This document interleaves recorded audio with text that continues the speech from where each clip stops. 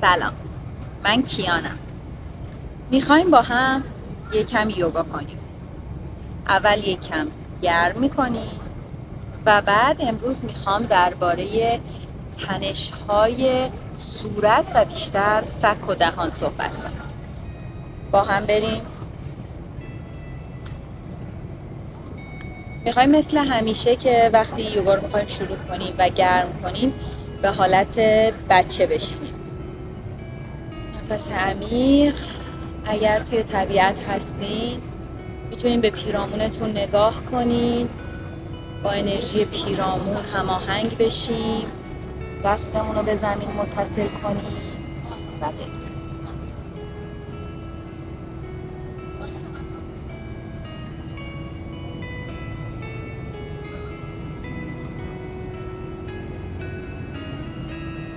بدنتون رو تا میتونین کش بدین.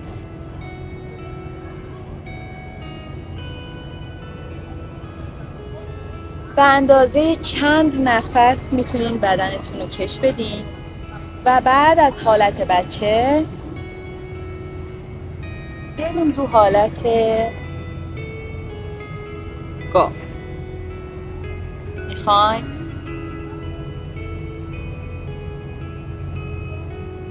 بیایم بالا و بریم پایین.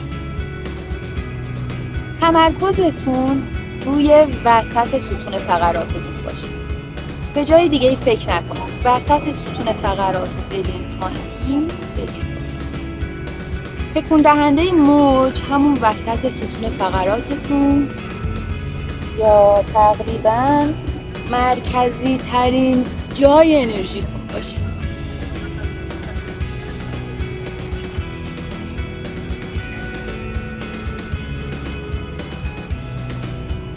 خب به همین اندازه تقریباً کافیه که ما یکم گرم بشیم و بدنمون نفسمون رو تنظیم کنه. در واقع تنظیم نفس ما یعنی تنظیم اکسیژنمون و تنظیممون با پیرامون. امروز میخوام 5 تا تمرین خوب درباره فک بهتون بگم. نکته تمرینات فک از نظر ذهنی اینه: ما گاهی وقتا درباره چیزی صحبت نمی کنیم. هر دلیلی ممکنه داشته باشیم. من نمیخوام به دلیلش بپردازم.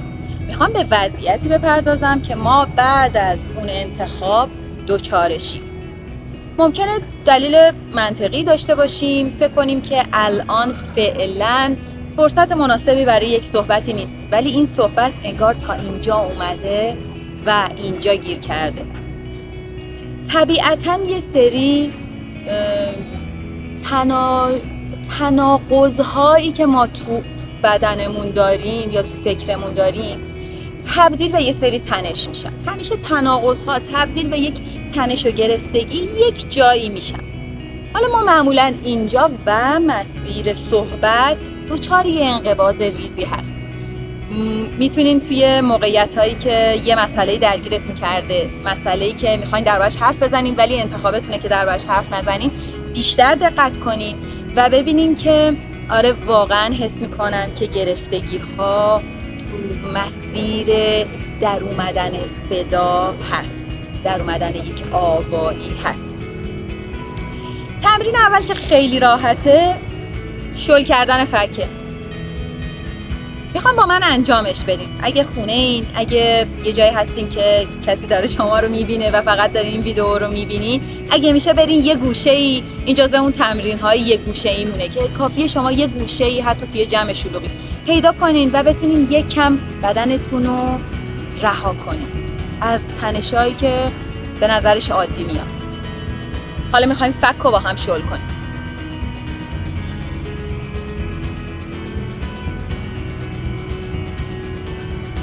تو همه این تمرینا قرار قیافه مسخره‌ای پیدا کنم. میتونین به من بخندین، اشکالی نداره.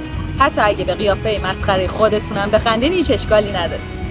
تمرین دومی که میتونیم داشته باشیم تمرین خیلی هدفمند و با زاویه تکون دادن فکه.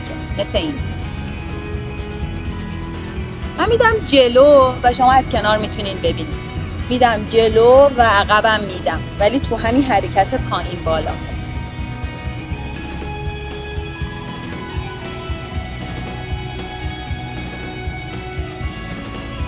و تو این زاویه.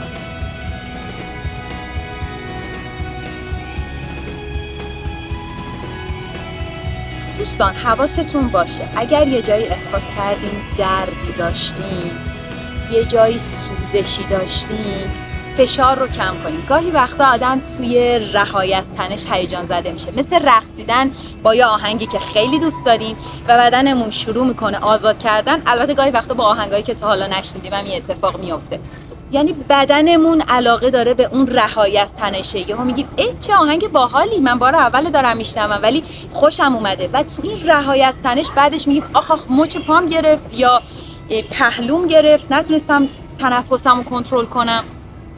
هر جا احساس کردین توی هر تمرینی، این یه چیز کلیه ولی من باز هی تاکید میکنم، احساس کردین سوزشی یا دردی دارین، اون رو متوقف کنین یا یک کم سبکترش کنین. هیجان زده نشین، فکر نکنین این فشار شما رو تقویت میکنه. ما در حال تقویت عضله نیستیم، ما میخوایم فقط عضلاتمون رو رها کنیم. تمرین دیگه ای که هست خمیازه کشیدن الکیه.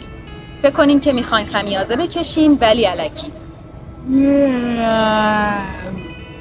معلومه که الکیه، نمیخوایم ادای یه خمیازه کشیدن خیلی طبیعی رو در بیاریم، میخوایم یکم اگزاجریت این کار رو انجام بدیم.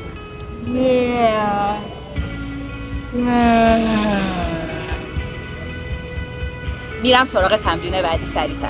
تمرین بعدی تمرین شیره.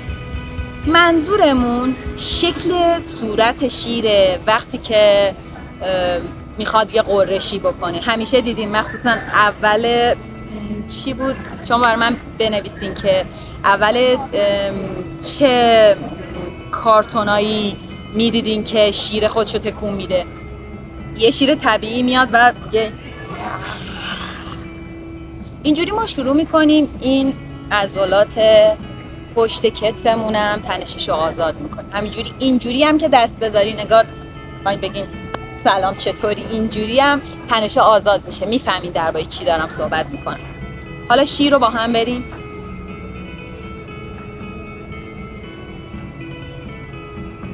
این که من گاهی وقتا یه صدایی از خودم میدم به خاطر اینه که مسیر تنفسم میخواد خودشو رها کنه. به این دلیله. لزوما شما نباید این کارو بکنید ولی اگه راحت ترین انجام بدید. یه صداهایی باز این مسیر رو از تنش آزاد میکنه، مثل صدای ها ها، مثل وقتی که ما از یه مسیر زیادی رفتیم بالا و اونجا میخوایم به دوستمون بگیم به من آب بده، میگیم ها ها، با ته انرژیمون، زوری خیلی نداریم، میخوایم تهش رو رها کنیم. ها ها. حالا توی همه این تمرینای فک هم میتونیم این کار انجام بدیم. صدای خیلی بمیه، صدای کامل دیافراگممون. و تمرین آخر که البته تمرینای دیگر هم براتون میذارم و حتی میتونین خودتون پیدا کنین و حتی به منم بگین که تمرینی بلدین من بلد نیستم. ولی تمرین آخری که توی این ویدیو میخوام بهتون بگم خمیازه کشیدن با دهن بسته است. فکر کنین واقعا میخواین نهایت خمیازه رو بکشین منتها دهنتون به هم چسبیده.